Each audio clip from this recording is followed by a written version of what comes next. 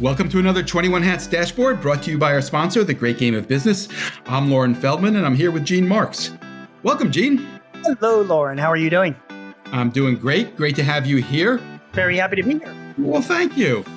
Gene, you recently wrote about how the economy is doing pretty darn well, but business owners don't seem to realize it. Why do you think that is? Well, I think there's a reason why. I mean, it's been this ongoing sort of debate. The economy, it's going good, Loren, right? I mean, we have historical low unemployment. We have pretty strong GDP. Retail sales are up. They're highest levels that I just read. Although manufacturing is struggling, construction, residential construction has its issues. Commercial construction is doing well. I mean, there's all these different factors that are like the economy is in itself doing okay. Meanwhile, and you make a good point. It's not doing great for everybody. There are trouble spots, and interest rates are high. Inflation has come down, which is a good thing. Yes. But there are people who are struggling. There are, absolutely. So, and that's always going to be the case because it's America and we're a big country, and there's a lot of diversity here. So, but even so, like the NFIB, the National Federation of Independent Business, they come out every month with their small business confidence or optimism index. They've been doing it for like decades. And, although it ticked up a little bit this past month, it's still like historically low. It's like close to a 10-year low. So you're like, why, if the economy's doing all right, why are small businesses, at least their members, and let's bear in mind, by the way, I mean, I think they skew a little bit to the right, their members. So, it wouldn't surprise me if some people were just saying it just because they're not politically aligned with, what's going on in Washington. I don't know. The hyper partisanship definitely has an influence on this. Yeah. I mean, there's always that. There's always that. But the bottom line is, if you take the numbers at face value, you say like, okay, so why is optimism so low? And I dug into it. I talked to my clients, I talked to some of my readers, and then I did some research and, some of the Federal Reserve's data. And there are a few things that are concerning businesses right now. And it all comes down to capital and financing. I mean, you mentioned about interest rates. I mean, put aside mortgage rates. I mean, the average prime rate across the country now is 8.5%. So, when people are going out to get loans, if they're given loans, which I'll get to in a minute, they're paying significantly more than they were, a year or 2 years ago, like 3 times the amount. And that's having an impact on their plans for spending and investing and getting working capital, buying property and equipment. I think that's kind of bumming some business owners out. On top of that, the Federal Reserve has reported that now 50% of banks are restricting loans to small businesses. They're giving less loans to small businesses or none at all. And that's compared to 22% just a year ago. And on top of that, do you know what restricting means?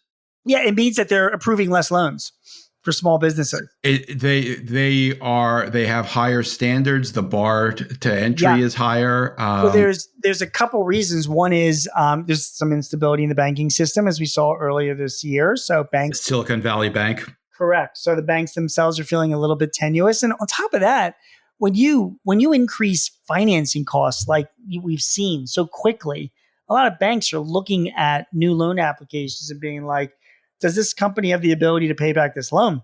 I mean, given, the higher cost to do that. And it's causing a lot of bankers to pull back on that decision. So it's having an impact. And by the way, it's not just regular loans. A great number of banks, it's something like now like 40% of banks are now doing the same thing with credit card loans. They're approving less credit card financing or lower financing amounts.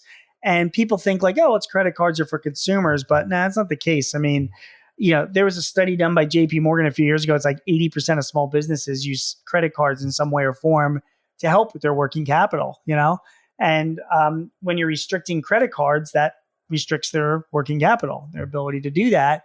So all of that. Do you think Go ahead. Do you have a sense of that? 80% seems like a large number. Is that just for the convenience of paying with a credit card, or do they need credit to handle their day-to-day obligations? So of course, with any question like that, there's always multiple answers. So the answer is yes. I mean, for some businesses, it is convenient for them to use credit cards. A lot of them run up credit cards during the month and then pay it off the next month, so they avoid paying the credit card interest. But a lot of I have a lot of clients that do overseas transactions, and using credit cards makes them, makes those transactions a lot easier to use as well. And as opposed to getting working capital loans to do that or letters of credit. So there's a whole bunch of different reasons why people use credit cards. Now, of course, obviously, there's startups that use it as a primary form of financing because they can't get any other. So there's a myriad of reasons. The bottom line is, though, is that there's less availability of credit card financing now. And it's happened pretty quickly over the past few months. And because of that, there's another chart from the Federal Reserve that shows overall loans given to all corporations. And I looked at that over the past year, and that's down like 3%, which is pretty significant. You want to see, we live in a capitalist economy, and you want to see financings and loans, go up commensurate with the growth of the economy as businesses use that money to finance their expansions, and it's going the opposite direction. So what I'm reading into that data is that a lot of small and mid-sized businesses, although the economy has been good, they're concerned about the future, and they're definitely concerned about capital and the availability of it and the cost of it. And I think that is why you're still seeing this, confidence and optimism lag behind how the economy is doing. That was my conclusion.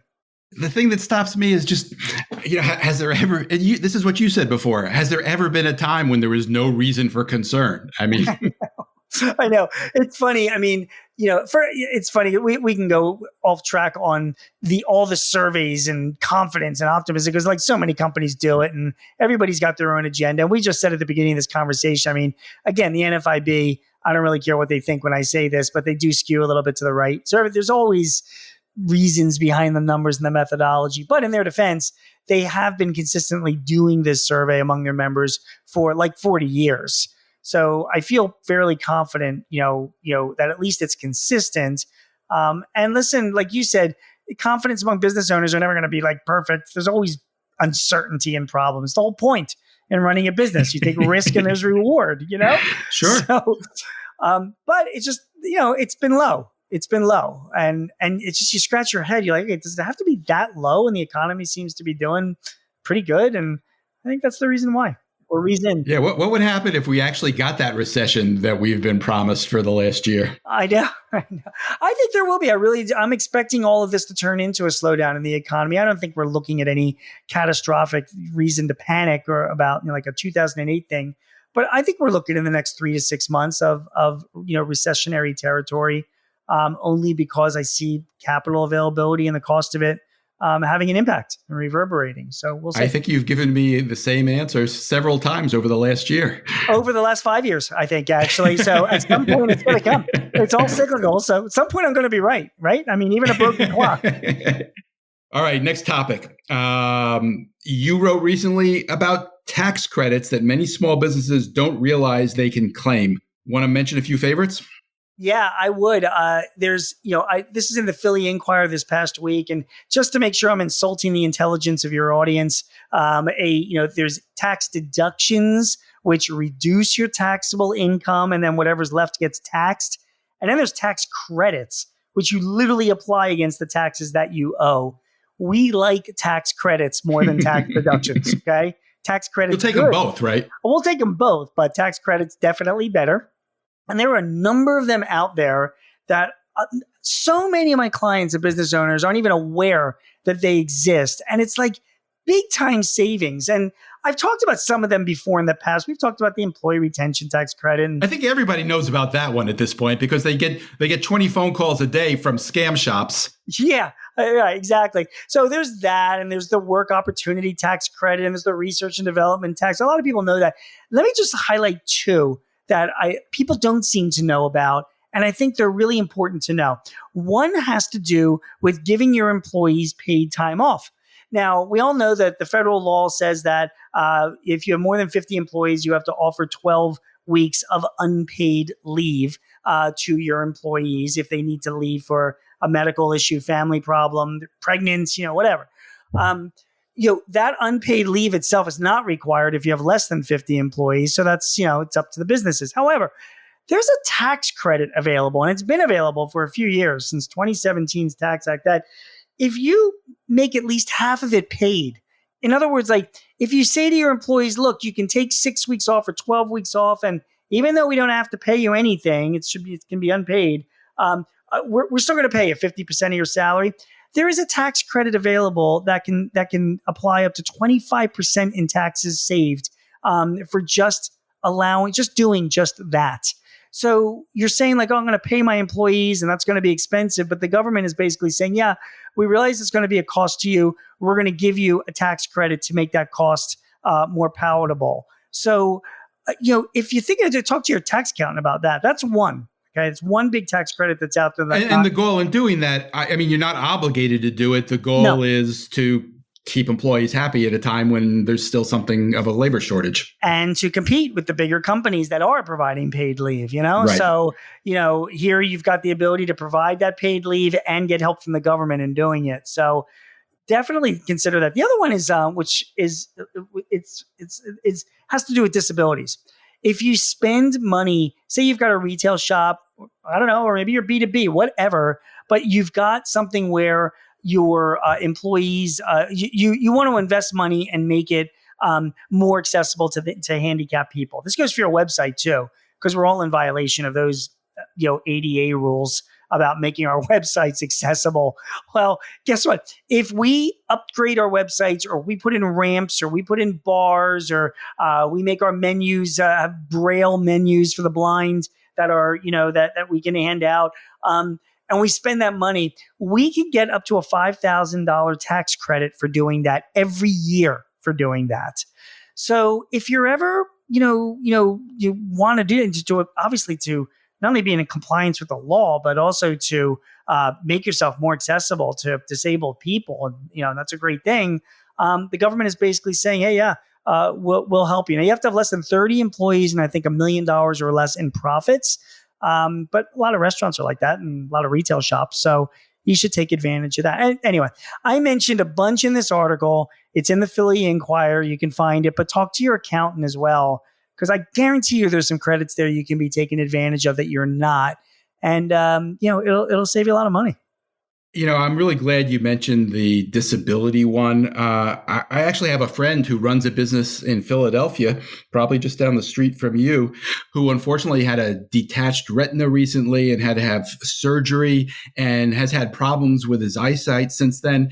And his firm actually builds websites. So he's been aware of this issue, but this obviously caused them to be more aware of it. You're right. I mean, everybody has a website. Most of them are not in compliance. And he made a great point in a LinkedIn post, which is that, there's a significant population that has trouble getting access to a website. It's not that expensive to fix it and deal with it. And that's a percent of the population that you want to be able to come to your website and find what they're looking for. Why would you not want that business? And not only that, I mean, there's actually an army of nebulous lawyers that are out there that do class action suits against, a lot of small businesses, shake them down because their websites aren't in compliance. A lot of businesses don't even realize what they have to do or that they're not in compliance. And then when they do find out, that it's going to cost them $1,000 to update it or whatever, they don't want to spend the money. And I'm saying, like, spend the money and it'll work into the formula and you can get a tax credit. So it won't be that full amount. It'll be something a lot less than that. And it's not that complicated or expensive, right? I mean, if somebody wants to have their website checked, do you have a suggestion for the kind of consultant firm that they should turn to? Yeah, I mean, there's any web designer who's up on the ADA rules should be the ones that you want to reach out to. And good web design firms are aware of those rules because they're selling their services to make sure that their clients are in compliance with the ADA rules. That's probably the best advice I would have. All right. Next topic. I'm curious how you view this. It seems like every day now we're getting another story about insurance companies that are refusing to write business, especially happening in California and Florida, especially homeowners and to some extent business owners. A lot of it's related to disasters, climate issues, fires. Do you think this is a topic that is only of concern to people in California and Florida? Not that wouldn't be worth discussing. Or do you think this is becoming a bigger issue that business owners should be thinking about? I mean, I think that it's a trend that we're seeing. And when you look around the country, and I want to, like, this isn't a climate change conversation. It's just there are parts of this country that are prone to hurricanes and tornadoes. And there are other parts of this country that are prone to flooding. California is going through, I think there's like a tropical storm heading to California. First one in like 30 years is heading its way to California during the week or something. So I guess my point is that, like, a lot of this can apply. And if insurance companies start pulling out in some of these states, they can make the case in other states as well. And that is a problem. Where it's going to, what's going to happen in California and Florida is that if there's not enough coverage or affordable coverage, the states are going to have to step up and provide their own coverage, which basically now you've got state mandated employee coverage, sort of like workers' comp, which isn't the best situation because you're not going to have a marketplace then. You're going to have a state plan that is going to be set by regulators without any negotiation or back and forth. So it's definitely a concern, and definitely a trend. I think something that we're going to see, continue to happen around the country. I saw a story about a condo in Florida. It was South Florida. I forget exactly where they just instituted a $100 to $200 a month surcharge for insurance on everybody who owns a condo there. Was that in Boca? Oy vey. Oy vey. I don't think it was in Boca, but it was South Florida, so it could have been. That's a problem. But, you are talking about a lot of people who are on fixed income, and a sudden bill, increase of $200 a month would concern anybody. Actually, it's funny. I mean, I don't blame the insurance companies. They're running businesses and they have to, do risk assessments, and they look at different states and they see the different, challenges the states have, whether it's wildfires or hurricanes or flooding or whatever. And, they got to make their calls. I don't blame them for that. So, it's a problem I think it's driven more so by data than anything else. And I think a lot of the insurance companies have gotten smarter with their data over the past 10 years, really. They really are, better able to assess their risk and reward. For them to pull out entirely is pretty brutal. You would think that they could at least come to some compromise where they would still be charging premiums, although higher, but at least you can get coverage. They're saying they won't write the insurance at any price. They won't do it at all. So again, the state's going to have to, step up, which basically means it's going to be funded by taxpayers, unfortunately. Just seems like a warning we should pay attention to. Gene Marks is a CPA who writes weekly on small business for The Guardian, The Hill, The Philadelphia Inquirer, The Washington Times, The Chicago Daily Herald, Forbes, and Entrepreneur. You can also hear him on ABC Radio's Eye on the World with John Batchelor. Gene hosts 2 small business podcasts with Paychex Corporation and The Hartford. Gene, do you have anything coming up this week that we should be looking for? I'm writing a piece on offering some mid-year tax advice. I interviewed a few local CPAs, and then also for the Inquirer, I'm working on a collection piece. Economy's slow in certain parts. Yeah, for accounts receivable. What's new in the world of collections? So I'm going to write about that. Is that a technology story or just strategy? I haven't decided yet. I've got a bunch of information. I've interviewed like 4 people. I got to figure out what angle I'm going to take. Check in with me later in the week and I'll let you know. We will look forward to that. This episode was brought to you by The Great Game of Business, which helps businesses use an open book management system to help build healthier companies. You can learn more at greatgame.com. Thank you, Gene. Thank you, Loren. We'll speak to you soon. Have a great week, everyone.